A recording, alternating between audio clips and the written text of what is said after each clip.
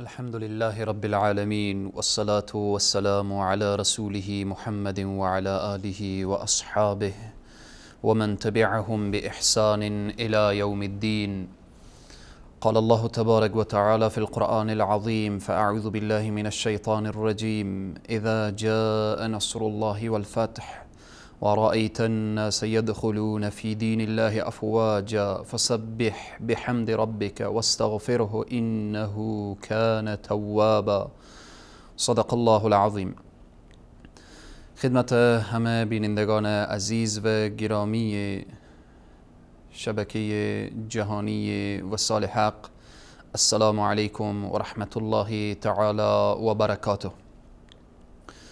در سلسله برنامه های الگوهای هدایت که پیرامون شناخت صدیق اکبر هست، همه شما عزیزان را خوش آمدید میگویم.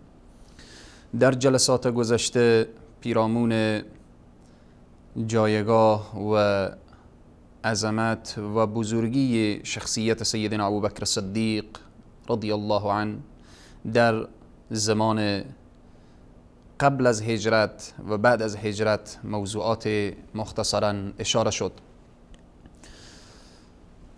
الان بحث ما پیرامون وفات رسول اکرم صلی الله علیه و سلم و ماجرای سقیفه بنی ساعده هست که بعد از فوت رسول اکرم صلی الله علیه و سلم حضرت ابوبکر صدیق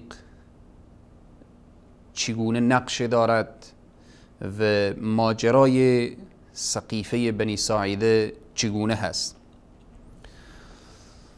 باید این را بدانیم که ارواح پاک، دلهای پاک، عقلهای با فراست و اذهان تیزهوش و آکنده از نور ایمان بعضی وقت می توانند از امور پنهان و مسائل پشت پرده را به خواست و قدرت پروردگار عالم درک کنند که پیامبر اکرم صلی الله علیه و سلم بیشترین بهره را از این ویژگی ها داشتند، چون روح پیامبر، دل پیامبر، عقل پیامبر، ذهن پیامبر بالاتر و بالاتر از همه ارواح، از همه دلها، از همه عقلها و از همه اذهان هست. رسول اکرم صلی الله علیه و سلم پس از نزول برخی از آیات فهمیدن که زمان رحلتشان نزدیک هست و میخواهند با دوست وصل شوند، که از آن جمله زمانی که سوره فتح نازل می شود برای رسول الله صلی الله علیه و سلم این قضیه را متوجه می سازد که فسبح بحمد ربک و استغفر انه کان توابا. از لابلای این سوره به رسول معظم اسلام صلی الله علیه و سلم به شکل فهمانده شد که ای محمد، سفر آخرت نزدیک هست. بعضی از بزرگان صحابه از جمله سیدنا ابوبکر صدیق و حضرت عباس و حضرت معاذ رضی الله عنهم اجمعین نزدیک شدن رحلت آن حضرت صلی الله علیه و سلم را درک می کردن. وقتی که آیاتی که به این موضوع اشاره داشت رسول الله صلی الله علیه و سلم وقتی بیان می کردن و صراحتاً یا غیر صراحتاً موضوعات رفتن آخرت را اشاره می کردن، این بزرگان می فهمیدن و می دانستن که رسول اکرم صلی الله علیه و سلم آهسته آهسته لحظات ودایشان از این دنیا هست. رسول اکرم صلی الله علیه و سلم پس از بازگشت از حجة الوداع متباقی ماه ذی الحجه و محرم و سفر سال 11 11 هجرت را به مدینه منوره گذراندند. در این مدت رسول اکرم صلی الله علیه و سلم لشکر ترتیب دادن به فرماندهی اسامه بن زید که سن اسامه 18 سال داشت. یعنی حضرت اسامه رضی الله عنه 18 ساله بودن که رسول معظم اسلام صلی الله علیه و سلم لشکر ترتیب دادن و فرماندهی این لشکر به حضرت اسامه بن زید رضی الله عنه سپردن.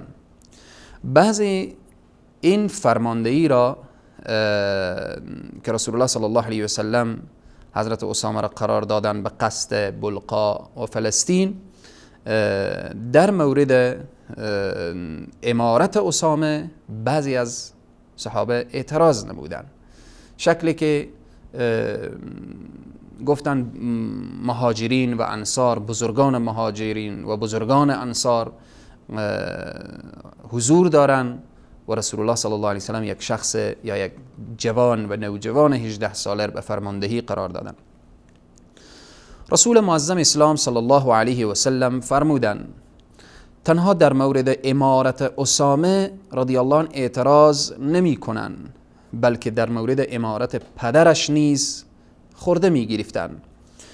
به خدا سوگن که پدر اسامه فرمانده شایسته بود و از محبوب ترین مردم در نزد من.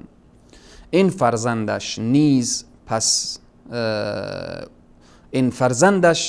نیز او در نزد من از محبوب ترین مردم هست. یعنی مثل که پدر اسامه به نزد من محبوب بود، فرزندش هم محبوب هست. مثل که پدر اسامه را دوست داشتم و پیش من قرب داشت، منزلت داشت، فرزندش را هم دوست دارم و محبوب من هست. زمانی که مردم در حال آماده شدن بودن که برای جهاد در لشکر اسامه ترتیب می شدن و جمع می شدن، رسول معظم اسلام صلی الله علیه و سلم بیماری به سراغشان آمد که رسول معظم اسلام صلی الله علیه و سلم بیمار شدن. مسائلی که رسول معظم اسلام صلی الله علیه و سلم در بین بیماری، یعنی از ابتدای بیماری تا به وفاتشان، مسائلی که رخ داد به طور خلاصه و فشرده فهرستوار بیان میکنیم که رسول معظم اسلام صلی الله علیه و سلم وقتی که بیمار شدن تا لحظه‌ای که از دنیا تشریف بردن، برای امت و برای همه وصایای داشتن، توصیه های داشتن و مسائل را انجام دادن که امت متوجه این قضایا شود، که از آن جمله رفتن رسول معظم اسلام صلی الله علیه و سلم در احد و دعا برای شهدای احد. رسول الله صلی الله علیه و سلم می رفتن سر مرقد شهدای احد، به اونها دعا می کردن، دعای مغفرت می کردن، که این نشان دهنده این بود که رسول معظم اسلام صلی الله علیه و سلم می خواهند که از دنیا تشریف ببرن، چون رسول الله صلی الله علیه و سلم وقتی که به زیارت می رفتن، به زیارت احد و شهدای احد، دلالت بر این داشت که رسول معظم اسلام صلی الله علیه و سلم آهسته آهسته می خواهند دار فانی را ودا بگن.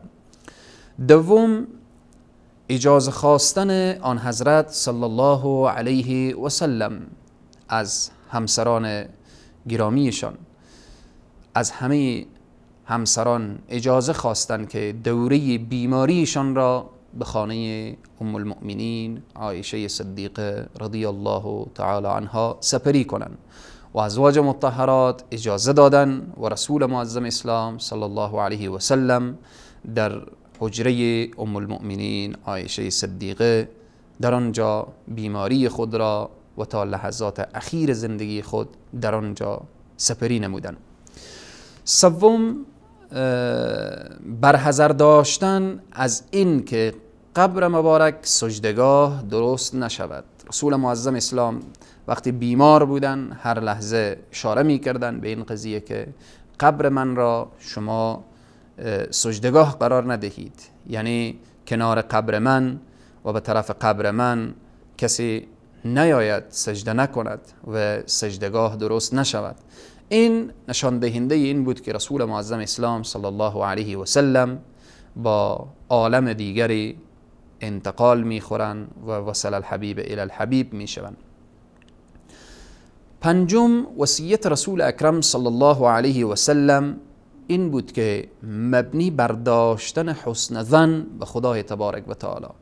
همیشه توصیه میکردن صحابه که شما به الله سبحانه و تعالی حسن ظن داشته باشید، که این جریان از جریان هایی که برای همه امت اسلام درسه که به او ذاتی که این همه برای بندگان خود مهربانه، این همه لطف کرده و همه چیز رو میبینیم احسانات پروردگار هست. باید همه ما نسبت به الله سبحانه و تعالی حسن ظن داشته باشیم و هر آنچه که ما در اطراف خود میبینیم، در وجود خود میبینیم و خلاصه نعمتهای گوناگونی، همه اینها لطف و مرحمت الله سبحانه و تعالی هست. ششم وصیت رسول اکرم صلی الله علیه و سلم در مورد پایبندی به نمازها. رسول الله صلی الله علیه و سلم تاکید میکردند که متوجه نمازهای پنجگانه باشید، متوجه نمازهای 5 وقت باشید، متوجه باشید که نماز از پیش شما ترک نشود و این اهمیت و جایگاه این فریضه الهی و این احکام را نشان میدهد که نماز هست که واقعا قضیه بسیار مهم است.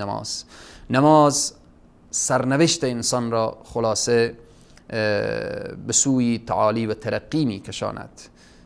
الله سبحانه و تعالی می فرماید ان الصلاة تنها عن الفحشاء والمنکر. اگر کسی می خواهد که از فحشا و منکر، از کارهای زشت و ناروا دوری بجوید، باید به نماز چنگ بزند. و قرآن هم اشاره می کند که هنگامی که شما دوچار مشکلات شدید و به یک مشکل خوردید که هیچ راه حل نداشت، استعینوا بالصبر والصلاة، شما نماز بخوانید. نماز خاشعانه و خاضعانه نماز هست که خلاصه مشکلات گوناگونی را حل می کند، چون ارتباط با الله سبحانه و تعالی هست. بمین است که میگوین نقش معکوس نگین از سجده میگردد درست، سرنوشت واژگون را راست میسازد نماز. بناهن رسول معظم اسلام صلی الله علیه و سلم در لحظات اخیر از جمله وصایای رسول اکرم صلی الله علیه و سلم این بود که وصیت نمودن که در مورد پایبندی نماز. پس باید که هر کدام من و شما متوجه این قضیه باشیم، فرزندان خود را تشویق کنیم به نماز. میبینیم چقدر نماز تأکید شده که رسول الله میفرمایند سن 7 ساله فرزند شما رسید او را به نماز تشویق کنید تا 10 ساله. اگر 10 ساله شد و نماز نخواند او را تهدید کنید، حتی بزنید که متوجه این فریضه الهی شود. نماز هست که خلاصه انسان را وصل می کند با پروردگار عالم. انشالله ادامه وصایای رسول اکرم صلی الله علیه و سلم را بعد از یک میان برنامه برمیگردیم انشالله. انصروه فقد نصره الله إذ أخرجه الذين كفروا ثاني اثنين إذ هما في الغار إذ يقول لصاحبه لا تحزن إن الله في الغار إذ يقول لصاحبه لا تحزن إن الله يقول لصاحبه لا تحزن إن الله معنا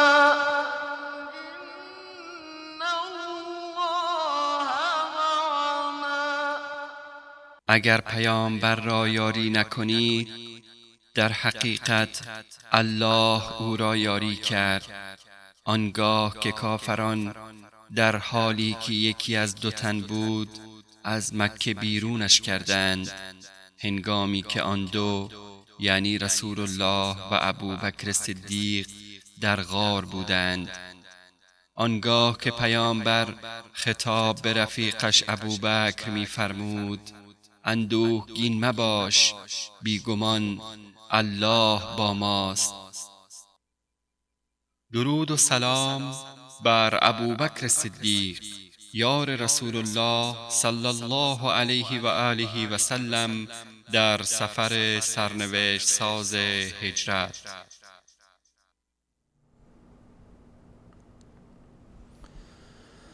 خدمت همه عزیزان مجددا السلام علیکم و رحمت الله و برکاته. در ادامه وصایای نبی اکرم صلی الله علیه و سلم در لحظاتی که بیمار بودن و روزهای اخیر زندگی نبی کریم صلی الله علیه و سلم، به طور خلاصه و فشرده گفتیم که رفتن رسول الله صلی الله علیه و سلم به زیارت شهدای احد، اجازه خواستن آن حضرت صلی الله علیه و سلم از همسران که بیماری را به خانه ام المؤمنین عایشه صدیقه سپری کنند و همچنین برحذر داشتن از اینکه قبرش سجدگاه درست شود. وصیت رسول اکرم صلی الله علیه و سلم مبنی بر داشتن حسن ظن به خدای تبارک و تعالی. وصیت در مورد پایبندی به نماز. وصیت دیگر نبی کریم صلی الله علیه و سلم این که بیرون کردن مشرکین از جزیره العرب. رسول معظم اسلام تأکید میکردند که در جزیره العرب نباید مشرک زندگی کند و چنین هم شد که الله سبحانه و تعالی آنها از این سرزمین دور ساخت به دست سربازان مکتب نبوت. وصیت دیگر نبی کریم صلی الله علیه و سلم این که رعایت حقوق غلامان و زیر دستان. رسول الله صلی الله علیه و سلم تا لحظه‌ای که میخواستن از دنیا تشریف ببرن تأکید و توصیهشان این بود که متوجه غلامان باشید، متوجه زیر دستان باشید، متوجه یعنی فقرا و مستضعفین و مظلومین باشید، چون رسول معظم اسلام صلی الله علیه و سلم حامی و پشتیبان مظلومان بودند. رسول معظم اسلام صلی الله علیه و سلم حامی یتیمان بودند. رسول معظم اسلام صلی الله علیه و سلم دست مهر و نوازش را بر سر فقرا و مستضعفین و مظلومین همیشه داشتند و تأکید رسول الله صلی الله علیه و سلم هم همین بود که متوجه حقوق غلامان و زیر دستان باشید. حتی در روایات می آورد که رسول الله صلی الله علیه و سلم می فرمایند که حق و حقوق کارگر را پیش از این که یا قبل از این که عرقش در جبین خشک شود شما مزد کارگر و اجر کارگر و او حقوقی که او کار کرده به او بپردازید، نگذارید که حتی عرقش خشک بشه. یعنی اینقدر او اطمینان بدهید که این سرمایه و بالاخره این معاش تو و این کاری که تو کردی اجر تو و پاداش تو هدر نخواهد رفت. موضوع دیگری یا وصیت دیگری که رسول الله صلی الله علیه و سلم داشتن سفارش رسول الله صلی الله علیه و سلم در مورد احترام و نیکوداشت انصار بود.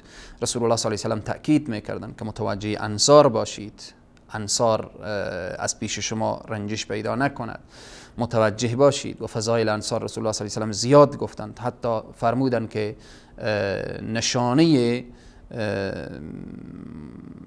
نشانه این که اگر میخواهید منافق و مؤمن را از هم بشناسید، او کسی که با انصار محبت دارد او مؤمن هست و او کسی که با انصار بغض دارد نشانه نفاق هست. بناهن رسول معظم اسلام صلی الله علیه و سلم تأکید میکردن ارتباط به حقوق و رعایت حقوق و ارتباط به این که نیکو داشتن انصار. موضوع دیگری که رسول معظم اسلام یا وصیت دیگری که داشتن در دوران بیماری خطبه بدین مضمون ایراد فرمودن که ان الله خیر عبدا بین الدنیا و بین ما عند الله فاختار ذلك العبد ما عند الله. الله سبحانه و تعالی مخیر گذاشته بنده را بین دنیا و بین او چیزی که نزد خداست، یعنی بین دنیا و آخرت، و اختیار کرده این بنده او چیزی که نزد الله سبحانه و تعالی هست که جوار رحمت پروردگار عالم و او بهشت در انتخاب کرده. سیدنا ابوبکر صدیق با شنیدن این سخن شروع کردن به گریه کردن. وقتی که رسول الله صلی الله علیه و سلم این جمله را فرمودن که ان الله خیر عبدا بین الدنیا و بین ما عند الله فاختار ذلك العبد ما عند الله، سیدنا ابوبکر صدیق شروع کردن گریه می کردن. ابو سعید خدری می فرماید که ما تعجب کردیم که چرا ابوبکر صدیق گریه می کند. وقتی که بعدها متوجه شدیم که به راستی که ابوبکر از همه ما داناتر بود، از همه ما داناتر بود. ابو سعید خدری می فرماید که ابوبکر صدیق خوب دانست و متوجه شد که منظور از عبد خود نبی کریم صلی الله علیه و سلم می باشند. و لحظات اخیر زندگی پیامبر صلی الله علیه و سلم این اشارات ارتباط به رفتن داشتن که یعنی از لحظات اخیره و بالاخره متوجه باشید. موضوع دیگری که رسول معظم اسلام صلی الله علیه و سلم، چون این دو وصیت ارتباط به بحث ما داره، یکی که وقتی رسول الله صلی الله علیه و سلم گفتن خداوند بنده ای را مخیر گذاشته، سیدنا ابوبکر صدیق شروع کردن به گریه کردن. این درایت و این هوش و فکر و ذکاوت سیدنا ابوبکر صدیق را نشان میده.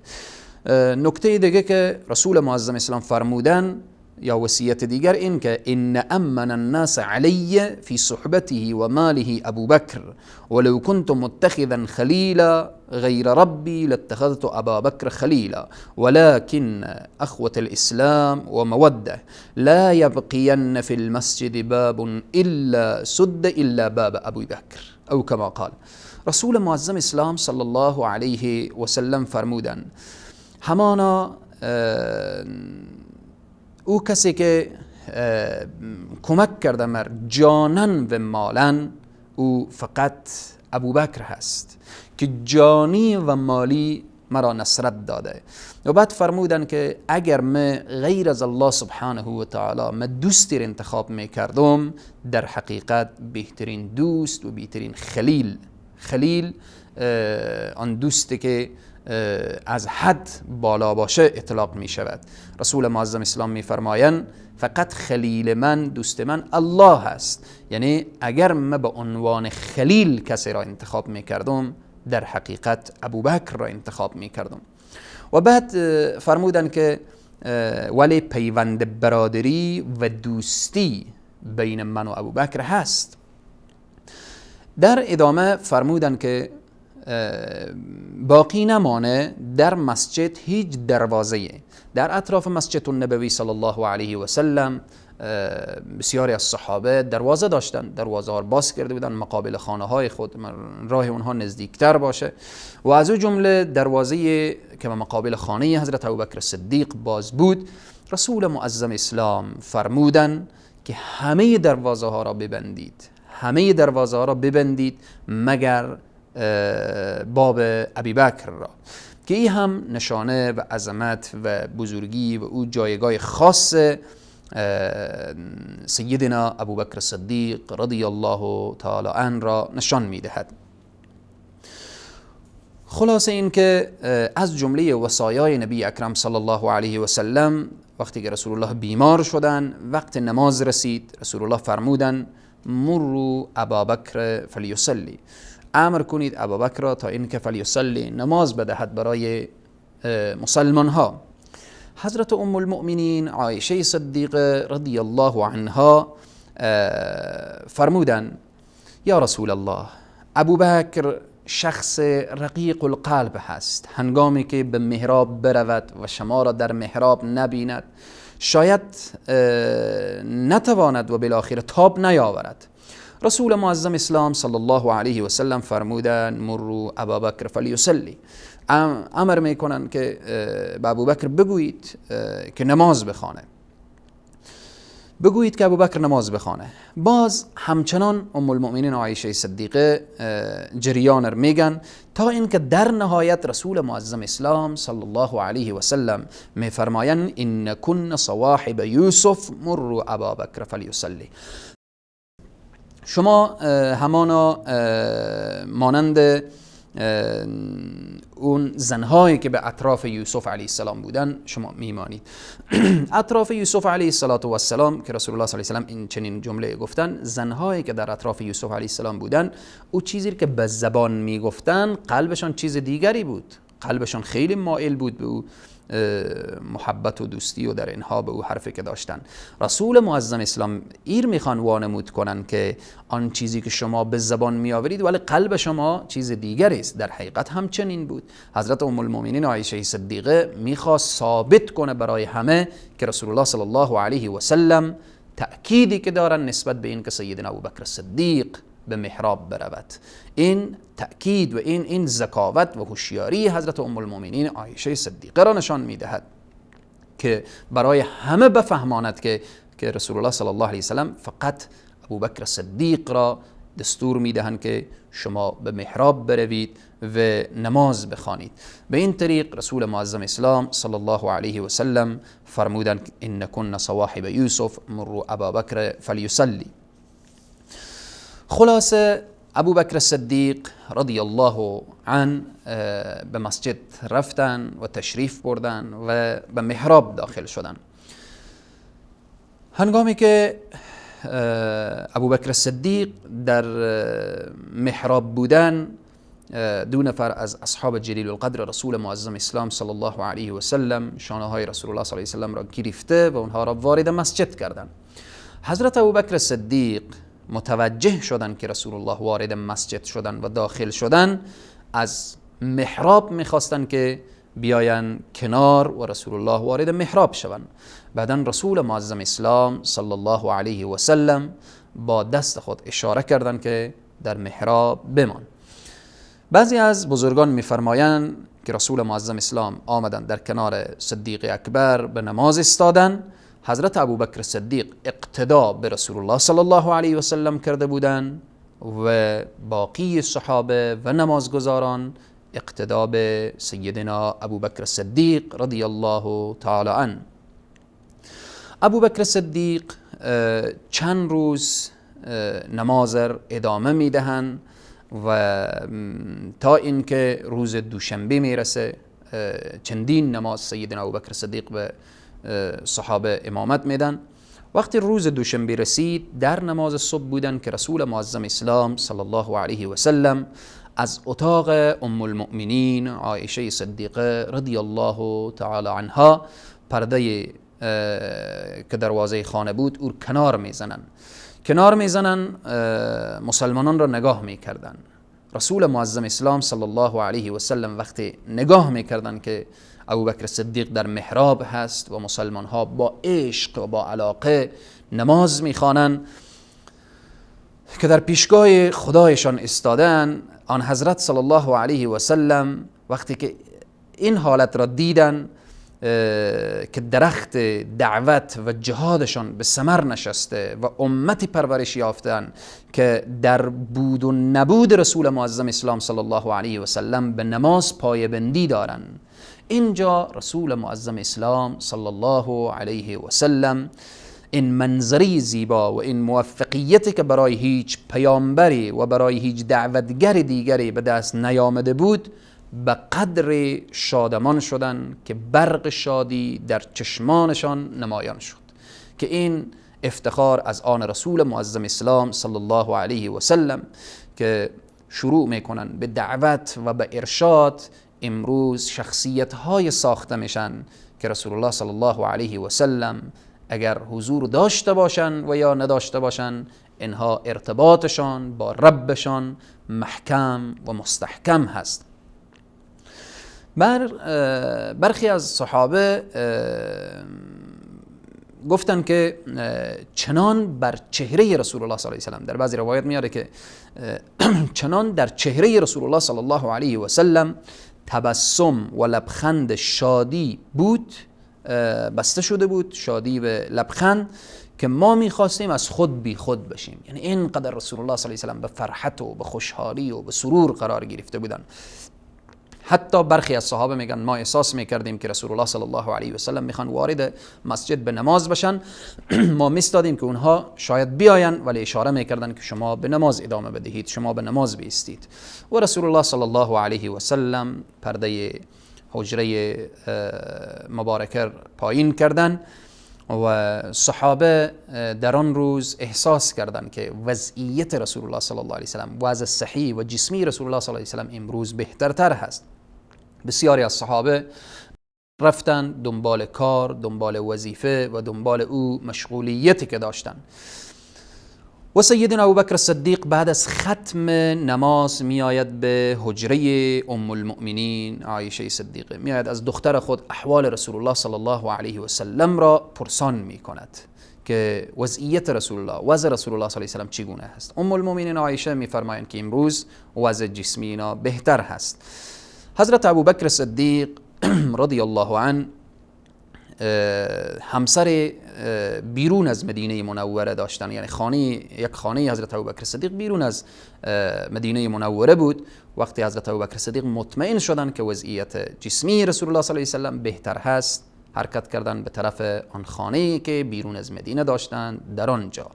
و در آن روز دوشنبه وقتی که صحابه میرن سر کار و ابوبکر صدیق میره دنبال خانه و بالاخره بیرون از مدینه منوره، وضعیت رسول الله صلی الله علیه و سلم دیگرگون می شود و رسول معظم اسلام صلی الله علیه و سلم با حال احتضار در می آیند. وضعیت رسول الله صلی الله علیه و سلم خلاصه دیگرگون می شود که در لحظات بسیار سخت قرار می گیرند.